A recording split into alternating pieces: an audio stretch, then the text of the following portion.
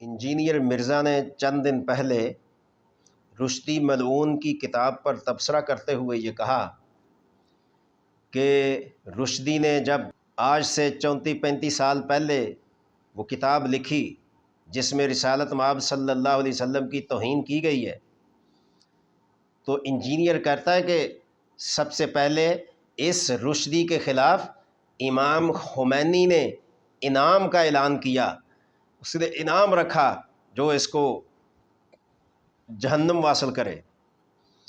Khomeini کا نام engineer نے ایسے لیا ہے جیسے خمینی اور انجینئر کا کوئی خاص تعلق ہوتا ہے۔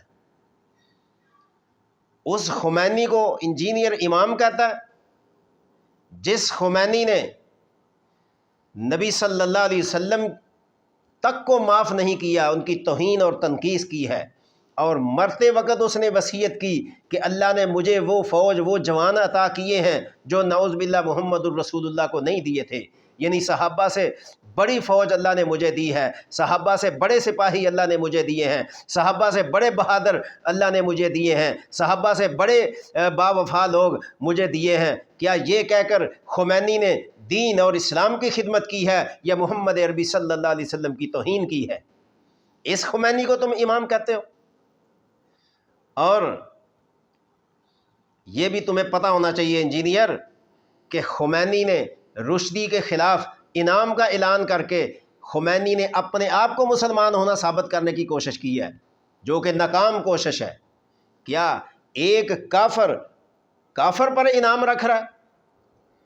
کیا خمینی نے یہ کہہ کر اسلام کا مذاق نہیں اڑایا اور اپنے کفر پر پردہ ڈالنے کے لیے اس نے انعام کا اعلان کیا تھا؟ تو مرزا کو خمینی سے اتنی محبت ہے، اتنی الفت ہے اور اتنا اس سے تعلق ہے، تو پھر مرزا اور انجینئر خمینی کا چیمپئن بنے نا، کھل کر کہا کہ میں خمینی کے ساتھ ہوں اور میں خمینی کا چیلا ہوں اور خمینی کے نظریات اور عقائد میں رکھتا ہوں۔ یہ کہو، پھر تمہاری جرت میں دیکھوں کہ تم کس زبان سے دین کا اور اسلام کا نام لیتے ہو۔ کیا تمہیں نہیں پتا خمینی نے کشف اسرار نے فاروق اعظم رضی اللہ عنہ کے بارے میں کیا بکواس کی ہے؟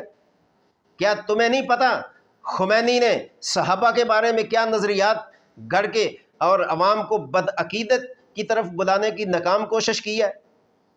کیا تمہیں نہیں پتا کہ خمینی وہ بدترین انسان ہے جس نے صحابہ رضی اللہ عنہم اجمعین کی عزت تک کو محفوظ نہیں کیا اور امہات المومنین رضوان اللہ علیہم اجمعین کی عزت اور ناموس تک کو محفوظ نہیں سمجھا؟ اس خمینی کو تم امام خمینی کہتے ہو،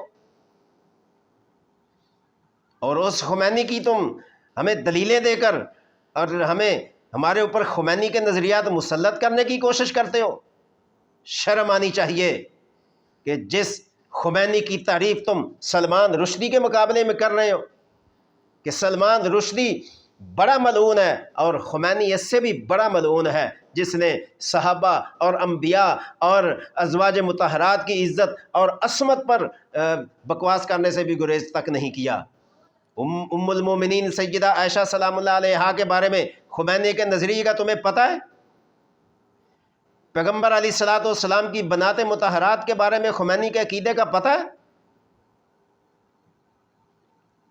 یہی وہ نظریات ہیں کہ تم کھل کر ان پر بات نہیں کرتے اور اپنے آپ کو نہیں کہتے کہ میں ان کے ساتھ ہوں یا کن کے ساتھ ہوں۔ تم اگر اتنے بہادر ہو اور تم اتنے اگر علمی استطاعت رکھتے ہو، تم اعلان کرو کہ میں شیعہ ہوں، اہل حدیث ہوں، دیوبندی ہوں، بریلوی ہوں، کسی مسلک کا نام لو کہ میں اس کے ساتھ ہوں، پھر میں تمہاری بہادری کو مانتا ہوں۔ لیکن گیدڑ کبھی بہادر نہیں بنا کرتا۔ غلط سمجھا ہے کہ گیدڑ بہادر بن جائے۔ سلطان ٹیپو نے صحیح کہا تھا، گیدڑ کے مقابلے میں شیر کی زندگی جو ہے وہ اگرچہ ایک دن کی ہو، لیکن وہ ایک دن کی زندگی جو شیر والی ہے وہ بہتر ہے گیدڑ کی 1000 سالہ زندگی سے۔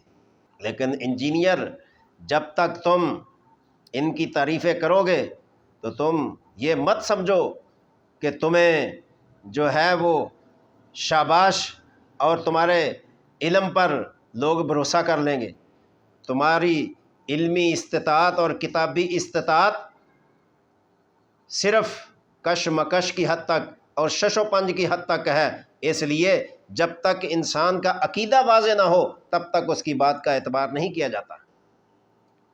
تو لہٰذا سلمان رشدی ملعون جو اپنے انجام کے قریب ہے، اس کے بارے میں انجینئر کی جو یہ اس نے نام دیا ہے کہ میں اس کی کتاب کا پوسٹ مارٹم کر رہا ہوں، یہ ہم نہیں سمجھتے کہ اگر رشدی ملعون کی کتاب کا پوسٹ مارٹم کر کے تم ادھر خمینی کی تعریف کرنا چاہتے ہو، اس خمینی کی جس کی موت کے بعد اس کی قبر پر جو گنبد بنایا گیا ہے وہ خانہ کعبہ کی شکل کا ہے اور اس کے اوپر لکھا ہوا ہے کعبۃ المستضعفین، یہ مجبور لوگوں کا کعبہ ہے. جو شخص کعبے تک کی عزت کو پامال کرے اور اس کے مقابلے میں اپنا کعبہ بنائے، مستضعفین لکھے کہ مجبور لوگوں کا کعبہ ہے، اور لوگ جب خمینی کے اس ایران میں جاتے ہیں اس کعبے کا طواف کرتے ہیں جیسے حقیقت میں بیت اللہ کا طواف کرتے ہیں. کیا تمہیں پتہ ہے اس چیز کا؟ جس انسان نے کعبے تک کا خیال نہیں کیا، صحابہ کا خیال نہیں کیا، نبیوں کا خیال نہیں کیا، امام الانبیاء کا خیال نہیں کیا، تم اس کے ایمان کی طرف ہمیں لے جانا چاہتے ہو؟ ہمیں اس قسم کی باتیں نہیں چاہیے. الحمدللہ دنیا میں دین کو سمجھنے والے سمجھانے والے تم سے زیادہ بہتر موجود ہیں. ہم ان کی بات کو مانیں گے، تمہاری بات کو ہم ردی کی ٹوکری میں پھینکیں گے.